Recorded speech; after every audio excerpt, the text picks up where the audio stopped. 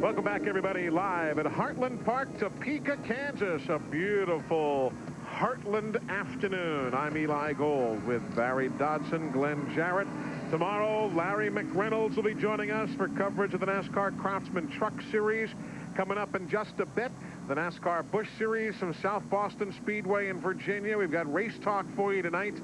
Lots of racing going on here on TNN Motorsports today. As you see now, the team's getting set for the restart. If folks are new to NASCAR, what are they doing when they shake those cars back and forth, Barry? They're getting all the buildup off. They've run, they slowed down. These tires are hot. They pick up any kind of debris they run over, and they feel it vibrate, and they're cleaning them off, making sure they don't have a flat so they can get a good restart. If you don't, you'll just spin a lot like what you saw Jeff Gordon go through at Sears Point.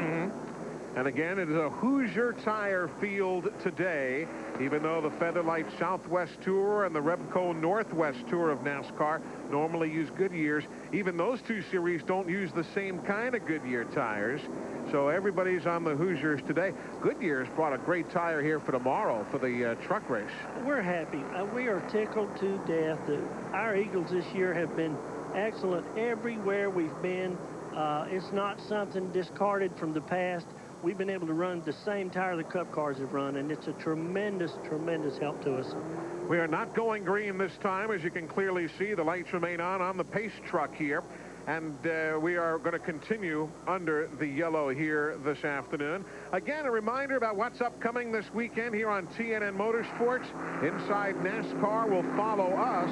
And then at 5 o'clock Eastern time today, Mike Joy and the crew at South Boston standing by with the NASCAR Busch Series, the Winston Motorsports 300. Then we'll come back here live tonight at 7 o'clock Eastern time. Rich Bickle and Brian Reffner will be joining us to take your phone calls on Race Talk. Both men qualified for tomorrow's Lund Look 225, and that race you'll be seeing tomorrow at 2 p.m. Eastern time. If you're curious what Lund Look is, if we can get a look at the pace truck here, you'll see what the Lund Look is. Lund Accessory Company is the company that adds all of that neat-looking aerodynamic pieces on a conventional truck. And when you get all those pieces on, it is the Lund Look. And they are sponsoring the 225-kilometer event here tomorrow. 1 to go now, the signal to the teams. Let's go back to pit road. Glenn? Well, we've moved down to Mike Cope's pit, where we've actually been for the last several laps. His crew chief, David Moyer, sitting here taking it easy right now. But like all racers, even though you're leading this thing under caution, David, you'd rather be under green right now. Oh, for sure. That's for sure. We'd like to get this thing over as fast as we can. We've kind of had a bad year, and we're hoping, we can pull one off for the Penrose Meat Snacks people. So we're crossing our fingers and hope we can pull this thing off. A couple of guys have taken shots at him, but nobody's able to get by him. And then Crawford spun off the course. You think you got him covered? Well, I hope so. Mike's doing a real good job. He's just trying to stay calm, run his own deal and be as smooth as he can. And these other guys are just driving the wheels off of it, trying to get by. So we're hoping, our strategy's going to work out for us. Well, so far it has. The field is now coming down the front stretch. We'll take the green flag momentarily. And Mike Cope, at the end of his run with Bobby Labonte Racing, bought all of Labonte's equipment at the end of last season and has made it his own here with the Penrose Meat Snack sponsorship for 96. Green flag in the air as the field heads back with 6 laps to go. 6 to settle it. And there they are, the top 2 guys in points. Glenn just thought that kid was sitting up there taking it easy. He's a nervous wreck. Yeah. Top 2 guys in points earlier, Crawford and Porter, now separated by Crawford's spin. So the 6th place point man, Cope, is at the head of the field. Porter right behind him. You talk about consistency and why the man is 2nd in points. He has failed to complete only 7 of all the laps that have been run this year. That's very impressive. And on short tracks, that's real tough sometimes, too, as one car spins, the 59 of Bobby Russ Wood. Has a couple of others, 3 others collected as well. And everybody now finally sorts themselves out through that twisting portion of the infield here at Heartland Park. There's Bobby Russ Wood from the NASCAR Slim Jim Pro Series. Back to the front. That's the battle for the lead. Ron Young, the 4, running in the 3rd spot. Bill Baird, the 62, running right behind. Bob Lyon also in the picture. And let's go back and see exactly what happened there. 59 And 33, Bobby Russwood and Conrad Burr. It's not over yet here. No, that's just the setup. The and the finish. And the finish. And up goes the caution. They only can, on road courses, if you're not familiar, you can have a caution in one particular corner and not on the entire course. They were running for 14th and 15th, those two were at the time. Here's back to the battle for the lead now. Nice smooth run for Cope and Porter. He stretched it out a little bit. There's third, Ron Young. Here comes fourth place now. 62, Bill Baird. And here comes old Rick Crawford after the spin, scrambling back. He's trying to get back what he lost at least. And let's see if he can do it. He's got to be smooth. Got a handful of laps yet inside of Baird. Onto the drag strip. One down, one to go, I think. Yep. There's one. Yep.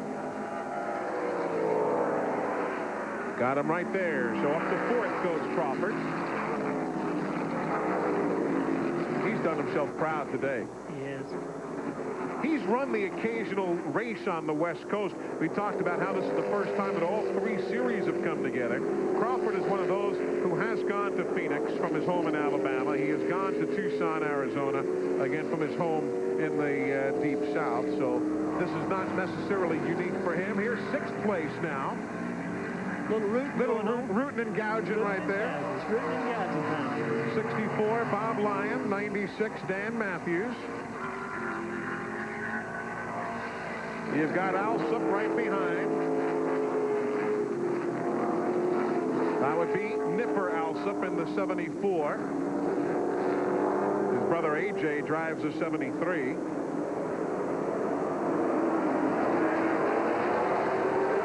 Sixth, seventh, and eighth position. That seems to be the toughest spot on the course again for these fellas. Out of turn 10 where you go real slowly and then quickly through the gears onto this drag strip. Off the concrete, onto the asphalt. Yep. Big temperature change in the surface right there. That's something folks don't think about. There's Nipper Alsop. Nipping away. Yeah, used to run at Thompson Speedway in Connecticut.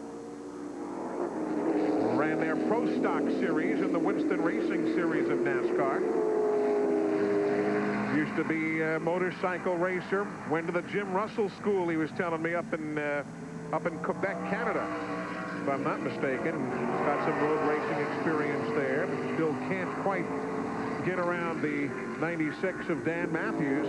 Again, that 6th, 7th, 8th position we're looking at now.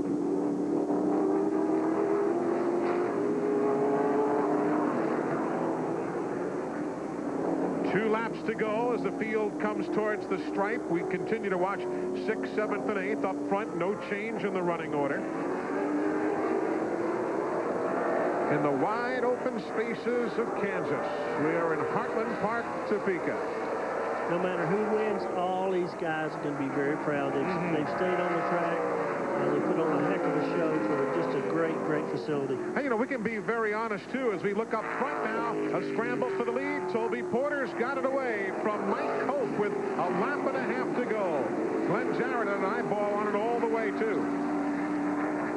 Here comes Cope now, trying to work himself around Porter and can't get there. Ron Young is in the 4.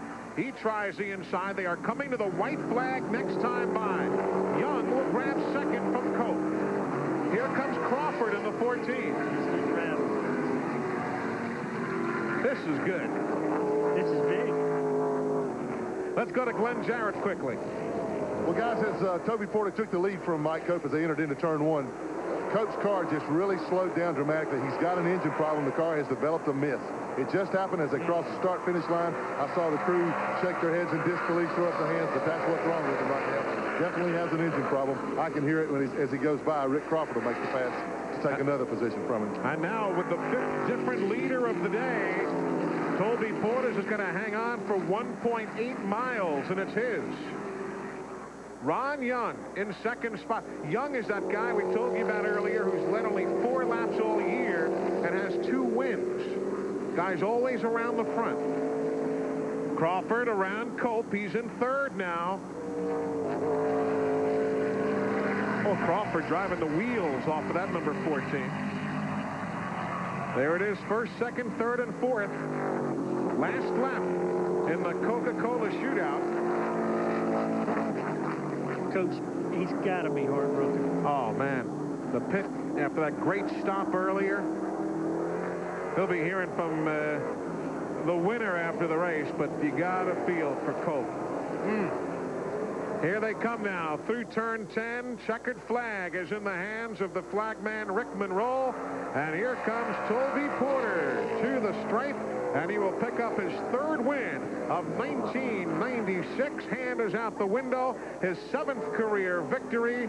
And that will tie him now for 5th place in all-time wins on the NASCAR Slim Jim All-Pro Series with Jeff Purvis and Freddie Query. A super run. And now coming off turn number 10. Others aren't quite finished yet as Dan Matthews about impacts the wall, but it's that man. He was greased lightning when it counted down the stretch. Yes, he was. He was patient all day. You know, hats off to him. Cope would have been hard to beat.